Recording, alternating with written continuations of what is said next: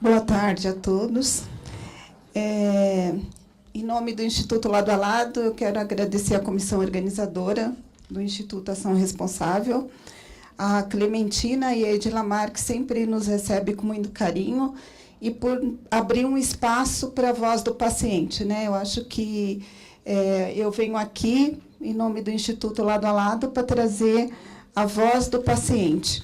Só para vocês entenderem, no Instituto Lado a Lado, nós focamos nas doenças cardiovasculares, onde a gente atua desde a promoção da saúde, da prevenção, até a fase que é a dos sequelados, né? E, no caso do câncer, a gente vai até os sobreviventes. E aí a gente atua nas duas maiores causas-morte.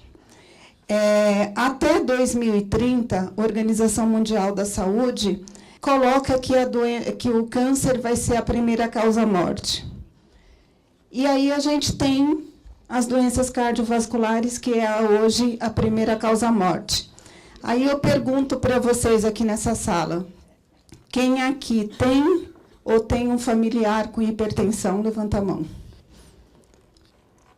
Colesterol. Aqui a gente tem uma pequena amostra, né, do que é as doenças crônicas. E aí, um pouquinho eu acho que todo mundo aqui já falou, e eu não vou passar por isso, que é a questão das doenças crônicas, né, os fatores de riscos. E aí, a nossa pergunta, né, do Instituto, que a gente faz todo dia, estamos prevenindo as doenças do coração? Não adequadamente. Por quê? A gente tem uma fase, que é a fase que a gente costuma dizer que é da pré-doença, né? Um coração, ele não para do nada, né? A gente tem que aprender a ouvir os sinais do nosso organismo, né? A gente precisa de informação. E isso a gente percebe quando a gente está nas ruas conversando com a população, a gente percebe que isso é algo que a gente tem que trabalhar e tem que falar mais, né? A gente tem que focar numa informação adequada. E aí o que acontece? Quando você vai para as doenças crônicas, você tem hoje, até 2050, a gente vai ter uma população muito mais idosa do que a gente tem hoje. E isso é resultado do quê? Nós vamos ter mais doença crônica. E o que a gente tem que fazer? A gente já tem que parar tudo e começar a agir de forma preventiva. Senão, muitos de nós não vamos chegar até lá. E aí a gente pega, que nem a gente tem um trabalho muito forte com a população rural. E na população rural, você tem algumas coisas que acontecem lá que é diferente do que a gente costuma a discutir nas comunidades urbanas, né? A gente tem problema de saneamento básico, né? E aqui a gente, que nem, por exemplo, a gente tem, como a gente atua no câncer, norte e nordeste, a gente tem homens com câncer de pênis, né? No Brasil, a gente tem 1.600 amputações ano. E como previne câncer de pênis, se não é o caso do HPV? É água e sabão. Então, eu estou trazendo essas informações porque eu acho que o buraco é muito mais embaixo do que a gente imagina. E aí, aqui, são dados que o doutor Lucimir e o doutor Dirceu trouxe muito bem, e eu não vou focar nisso. E aqui, eu acho que é onde é o ponto importante, porque o Instituto Lado a Lado está aqui. É a questão da adesão do paciente ao tratamento. A gente costuma colocar a culpa só no paciente. E a culpa não é só no paciente. Eu queria que no Brasil inteiro eu tivesse números, doutor Lucimir e doutor Dirceu. Eu não tenho. Né? Eu tenho que ter uma comunidade médica muito mais atenta na relação médico-paciente. O paciente, ele tem que ser ouvido. Né? Você tem que repetir várias vezes, porque quando você pega um paciente com insuficiência cardíaca, ele não toma uma única medicação. Quantos casos nós temos lá de pacientes onde a mulher teve que parar de trabalhar para ajudar seu companheiro? Por quê? Seu companheiro toma quase 15 medicações. Aí a gente entra numa questão que a adesão do tratamento ela passa por uma característica aí que a gente sempre fala, né? Que o paciente ele é o culpado, né? Que ele não toma medicação, falta informação, né? A importância da equipe multidisciplinar que o doutor Lucimi trouxe aqui é a virada da chave, né? A gente tem que focar, porque, conforme os números que a gente viu aqui, a internação, né? A gente não vai conseguir fechar essa conta nunca, né? Cada vez mais os números eles vão ficar altos. E aí o que você faz com isso? Você tem que orientar essa população. E aí a gente tem uma campanha, que é a campanha Siga Seu Coração, que é uma campanha onde a gente roda esse país, levando informação sobre doenças cardiovasculares, onde a gente faz ações de rua, a gente faz várias atividades, vai para escolas, vai para clínicas. A gente tem um projeto que é muito interessante, que é Roda de Conversa. Nós vamos para clínicas, hospitais, que nem vai para populações rurais, para o meio do mato lá, discutir com a população, levar informação. Tem lugares que a gente fala assim, não, a informação chega. Às vezes, a única informação é aquele papelzinho que a gente leva com informações básicas. E a gente fica falando, não, mas as pessoas têm informação, ela tem a Globo, ela tem isso.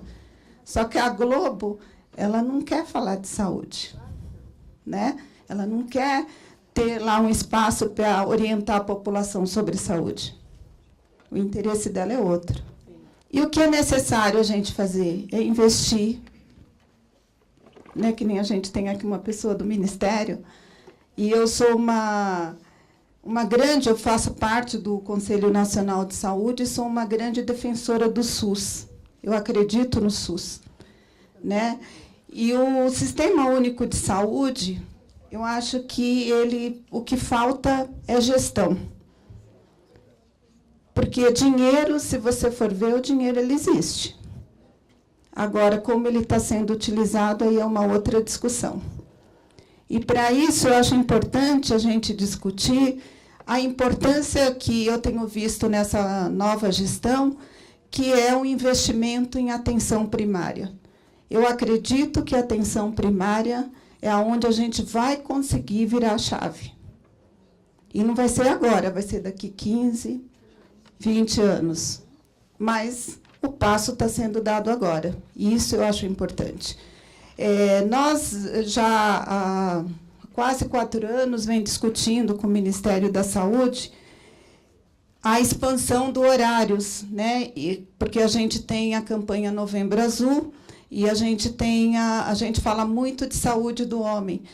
E aí a gente percebia que um dos grandes gargalos era a ida do homem ao sistema de saúde, porque o horário que as unidades estão funcionando, ele está trabalhando. E agora a semana passada, esse horário ele foi estendido, né? Agora mudou, é a unidade de saúde da família.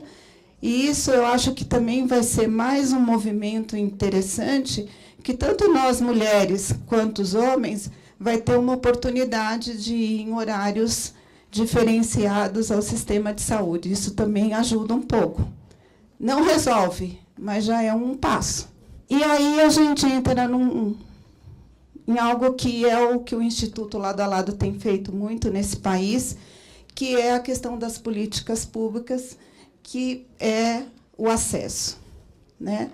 O acesso, a gente acredita que não é só a incorporação de novas tecnologias, de drogas. Acesso é tudo, né?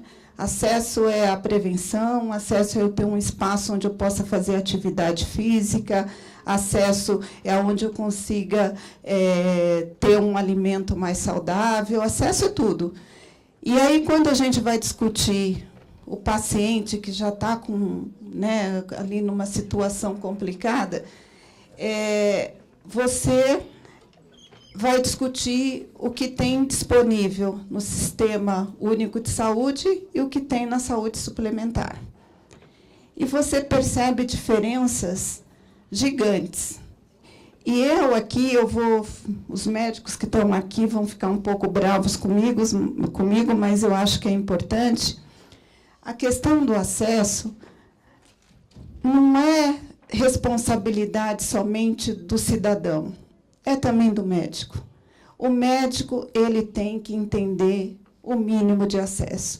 Ele tem que saber que aquilo que ele está prescrevendo para o seu paciente, aonde ele vai ter condição de bancar aquilo. Hoje a gente está falando de tratamentos que são tratamentos muito caros, né? Tem tratamentos aí que você tem que gastar mais de 500 mil reais, né? Dependendo do tipo de doença. Uma minoria vai conseguir ter acesso a isso. E isso a gente tem que discutir. E aí a saúde é um direito de todos e um dever do Estado. Eu acho que a gente tem que rever isso e tem que discutir isso também, né? Eu estou trazendo essas coisas, eu sei que os médicos vieram aqui com um cenário, eu estou vindo com um cenário um pouco nebuloso, mas é isso que a gente vive, é isso que a gente tem nas ruas. E eu estou aqui para trazer a voz do paciente, né?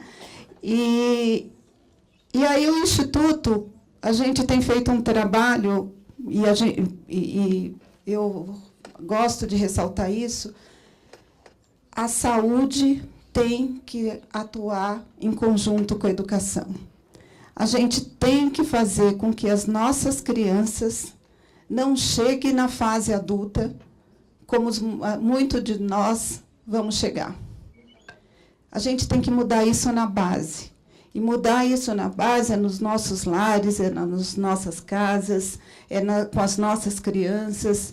E isso a gente tem feito de uma forma ainda muito devagar, mas a gente tem conseguido, em alguns estados, fazer algumas ações em conjunto com as secretarias de educação. E a virada da chave é isso, né? É a gente acreditar, é a gente brigar, é a gente, eu brinco que a gente tem que focar em pressão cidadã, né? Nós temos direitos e a gente tem que ir em busca desses direitos. Acesso a isso, né? A busca por esse direito. E a insuficiência cardíaca não é diferente disso, o câncer não é diferente disso, e a gente tem que brigar por uma saúde digna, né? É isso que a gente pede. A gente não está pedindo nada além daquilo que a gente precisa e merece. Eu acho que eu vou abreviar um pouco, porque eu acho que o debate vai ser mais importante. E obrigada.